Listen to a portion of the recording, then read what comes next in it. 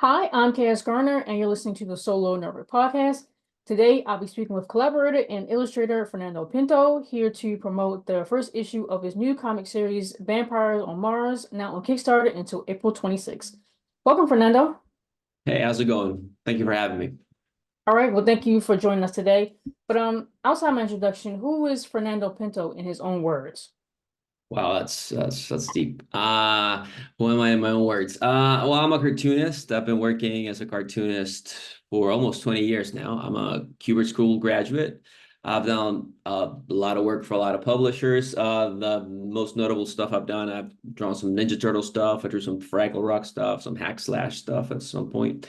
And in the last few years, I've been working a lot with Kickstarter creators, as an artist, as a co-creator, as a co-plotter, and sometimes as a writer as well. And the book that I'm doing right now is with my buddy George O'Connor. He created it. He invited me to be a co-creator to make it look as cool as we could. And it's about vampires going to Mars. Hmm. Yeah, I think I've encountered you as a collaborator or illustrator on so many other Kickstarters. It got to a point where I see you work and I know it's you. Nice. I like to hear that. But what is Vampires on Mars about? And I guess to your knowledge, what should readers expect as the series goes on? Well, Vampires on Mars is sci-fi, somewhat comedy book, somewhat horror book. It's about a 300-year-old vampire that realizes that the best way she has an obsession with Mars, so she cons this aerospatial company to get her there, and her plan to get there, and how it involves a crew, and how much the crew wants to be a vampire and try to get there with her, and the conflict that becomes about. It has elements of Alien, but also elements of your basic vampire movies, and a lot of tech stuff and funny stuff and stuff like that. Uh-huh. Well, I'm thinking her being a 300-year-old vampire, like I'm pretty sure she existed before Mars was probably even discovered as a planet, before people even learned what it was. And Yeah. then I guess to see the progression of it through society, people learn more and more about it. I wonder like what made her care even about Well, Mars and what we see in the stories, she just dreams of the stars. After she's obsessed with just staring at the stars, and she starts learning as her life's in the 300 years that she's alive, uh, that Mars, because of how far it is from the sun, that's the place where vampires would thrive. So she's trying to start a civilization there, Mhm. and that you see her going through life. Like, I think it's an issue 2, which is our next Kickstarter, but you see her life going, and how she learns about space and how she could get there, and what the impact of space exploration has had in her life, while she's just trying to survive as a vampire. Mhm. So you said, George O'Connor is a good friend of yours. He Yeah, is the writer of Vampires on Mars. So that he how is. did your relationship with him begin, and how did you know he was the right person to collaborate with? Well, we met because he contacted me to work on his book, Toddler Apocalypse, which came out a couple of years ago. It's a Mhm. bunch of stories about how hard, sorry, it would be to survive the apocalypse if you had kids. So it was a bunch of short stories about that, and I drew and colored a story for that book, and we really had a good working relationship together. So at one point, I had all these manga-esque style pages that I did for a contest like a couple of years ago that nothing happened with, and I just posted them online. I was like, well, it'd be really cool to do a project in this style in the future. And George saw those and contacted me. He was like, hey, I have a story that might work with that. And we just started talking about story points, and we just got really into it, and just started working on it together. And like, George is a great writer. He has a great sense of humor, a great sense of pacing. And I think this book is really showcases that. And I was just happy to be invited to be a part of that. Mhm. So, as I said before, I pretty much know your work on site at this point. So you've written and collaborated in a number of projects that are in worlds with creatures that have been described for centuries, such as vampires. Has there ever been an issue with playing into cliches, or do you lean into them with your own twist when you collaborate with the writers? And like, how do you maintain that this world that you're illustrating is yours and not someone else's? Oh, that's a great question, actually.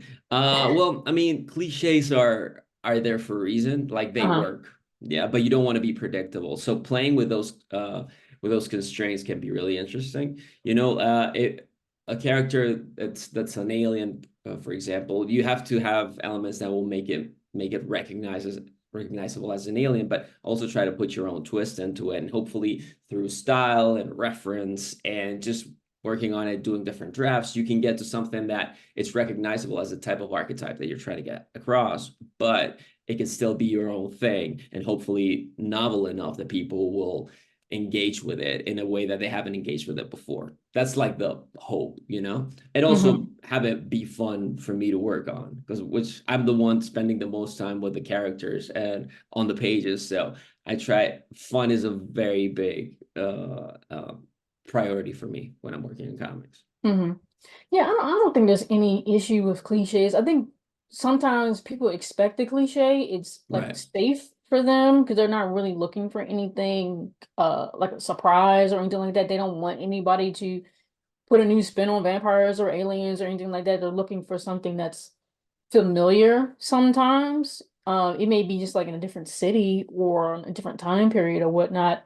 And I mean, it's good if the writer or even illustrator tries to reflect the time period, but at the same time, they're still expecting, vampires with fangs and, Of course. they can't be in the sun and garlic and all that stuff. So, yeah, I don't think there's anything wrong with it. I just like to ask how people try to put their own spin on things if they do, with Well, cliches and stuff like that. So, but I mean, like there's that whole, and I'll use the word cliche again about like there's only like 7 stories, and you mm, just like put your stamp on the archetype of a story that you're using. So that's I think if people can engage with a character, whether it's through personality, humor, or just they can relate to what they do, like the cliche becomes secondary to the character itself. So if you mhm. can build a character on top of that cliche, like that's where I think it reaches the most people. You know what I mean? Yeah, it's more about the character than it is the genre or cliche. Exactly. But Yeah. it's super easy to fall into the cliche and just make it generic. But if you can get that and just put your own spin on it, like you said, I think that's the way to go about it. Yeah, exactly. So you've created and completed multiple comics over the years. What do you do with work in progresses that say the writer that what you illustrated the writer didn't like and you kind of had to scrap it, and you kept it but you just went on and did something else for them, so what do you do with those and what advice would you offer to other creators in regards to work in progresses or like abandoned illustrations? Well, you got to try and use all the parts of the buffalo, right? Like Uh-huh. whatever you put down on paper or digitally, like it can feed something else. Like if you're collaborating with somebody, you do like a character design or a creature design or whatever, or you come up with a scene that you think might work, and your collaborator is not into it or whatever, just keep it. Just like keep it going. And if you think it's a good idea and you can work it into something else without like you like forcing it into a project, I think it can work. Also, like part of your job as an illustrator, as a cartoonist, is that you have to come up with creative solutions to problems, right? So maybe you have this idea that didn't work here, but through your creativity you can get it to fit somewhere else if you really believe Mhm. in it. You know what I mean? And at the end of the day, if nobody likes your idea, you can just create your own thing and try to make it happen, which I've done Yeah. in the past as well. So I don't know, like I think everything that you create should be loved and kept, and just like it can work somewhere else. It doesn't, it may not be the right fit right now, but you shouldn't like dispose of it. Uh-huh. And I guess what is your advice, or I guess what you have learned over the years working with writers as an illustrator? Say like you, um, what is it called? I guess you gave them a sample of your work, or I think you do a page, right? A lot of times it's just a page when they Depends, ask. yeah. Depends. Depends. So say you do a page and they like it, and then like they hire you. I don't know how the hiring process would go, how long it would be, how much they pay up front or anything like that. It depends on the project. Yeah, it depends on the project, but say they like the one page that you did, and then, as you go along and working alongside of them, it's like not working out. I don't know, maybe on their end or on your end, communication issues, or like it's becoming frustrating or whatnot. So I guess what advice would you offer to other illustrators who, I guess, want to do commissions or do projects like Kickstarter, but then like they're kind of locked into a relationship like with someone, I guess, in a way. That's a good question, I guess. I've been pretty lucky. Like I've never Mhm. had that many horrible experiences. Especially, I've found that the people in the indie scene are very receptive, and they're just they really want to make a cool comic, and they want you, when I've been invited to be a part of one, they want you in the process, whether it's just work for hire or as a co-creator, whatever. They want you to put your stamp on it. That's why they're hiring you, or at least Mhm. that's been my experience. Um, if like being locked into a relationship doesn't have to be bad, in the sense that you can always work on more than one project, or try to, at least, you know what I mean? Mhm. And if you have a line of communication open enough with your collaborators, you can work, okay, we have this project going, but I'm getting this other idea, or I'm getting contacted by someone else, and how do we make the schedule work? And people are usually pretty open about it. If it's early enough in the process, you can program it so that you're not getting caught up with whenever the Kickstarter comes out, or whenever the backers need to get their books. Like I think communication is key in any creative relationship. Mhm. And I've been fortunate enough to find people that are willing to communicate. You know what I mean? So my advice to people would be like, be as open as you can with your interests in the project, and whatever interest is outside the project, with your co-creators or your employers, because I think most people are receptive if you're a grown-up about it and professional enough about it.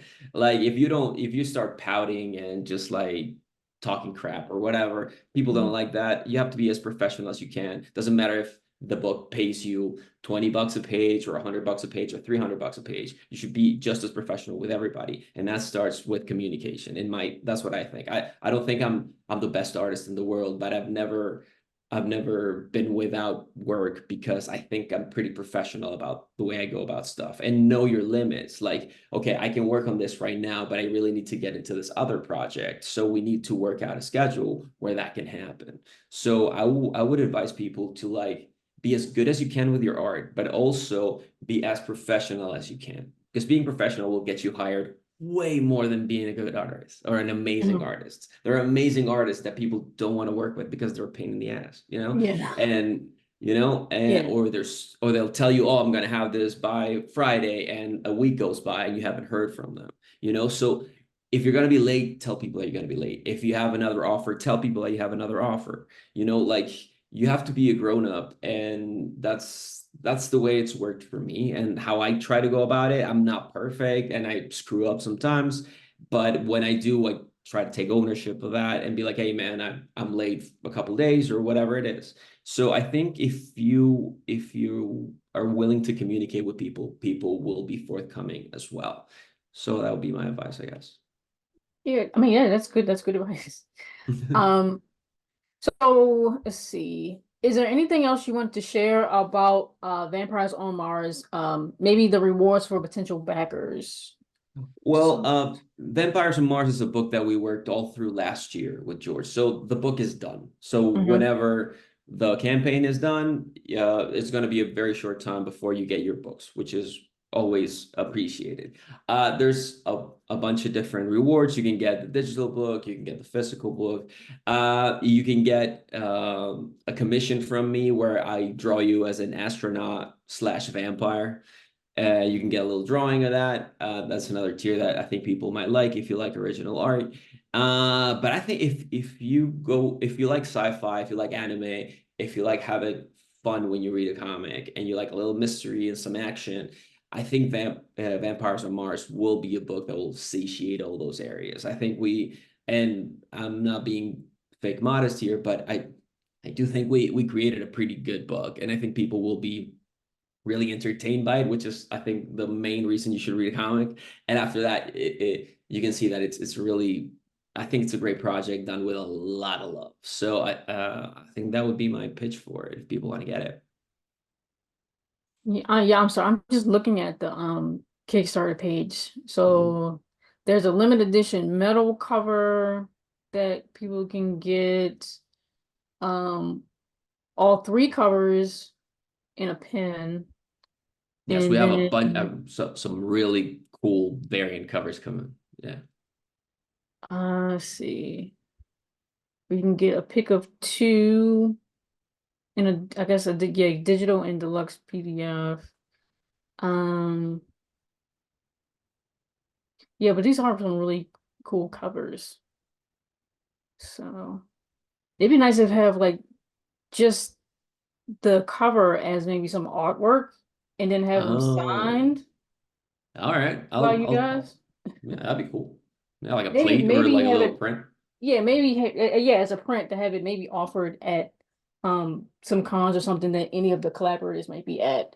That'd But be speaking of cool. Yeah. cons, will you be at any cons this year? Yeah, well, I'm in South America, so Uh-huh. getting to cons in the States it's a little tough, but I try to do New York Comic Con every year, so I'll probably be there. So if you have Vampires on Mars or any other of my books, just bring it to New York Comic Con and I'll probably be able to sign it for you. Do you do any cons in South America? Oh, I mean, in Santiago sometimes I do, Uh-huh. but like smaller shows. Yeah, yeah, yeah. But like Mhm. New York Comic Con is like my big show of the year usually. Okay, okay. Yeah, And have where you can been people there? have I been to New York Comic Con? Yeah, No. I think the only one in New York I've been to is Anime NYC. That's the gotcha. only one I've been to. Okay. It's just like it's huge Yeah. and it can be a bit overwhelming. And when I went to New York for Anime NYC, it was like freezing. And it's like in New York, if they tell you it's like what, like 45 Fahrenheit, it means like it's 35. So it's like usually 10 degrees colder. In the summer it's 10 degrees hotter. Yeah. Yeah, you would figure all those people it will warm up, but it doesn't. The Uh, wind is really brutal in New mm. York. Um, but yeah, and it's just like I said, it can be a bit overwhelming. So I try to only Yeah, go to New yeah. York City when I have to, and I don't try to go there for anything else. That makes sense. Yeah, it's pretty just as a city, it's pretty overwhelming. And yeah, if you Uh, get into a convention center with a bunch of people, yeah, I yeah, understand that. but yeah, I would love to come to Santiago though. I would love that.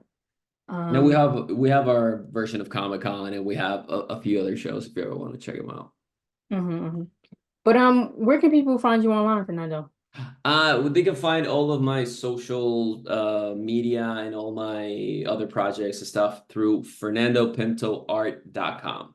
All of my stuff is there. There's links you can get to my Instagram, my Twitter, my which is called Twitter and it will always be called Twitter. And my website and all the other stuff that I do you can get through there. fernandopintoart.com. Great. All right. Well, thank you again to collaborator and illustrator Fernando Pinto for joining us here today to promote the first issue of his new comic series, Vampires on Mars, now on Kickstarter until April 26th. All of Fernando's social will be on his website, as he just mentioned.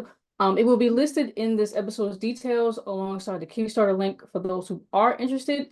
Again, I'm KS Garner, and you've been listening to the Solo Nerd Podcast. Thank you. Thank you.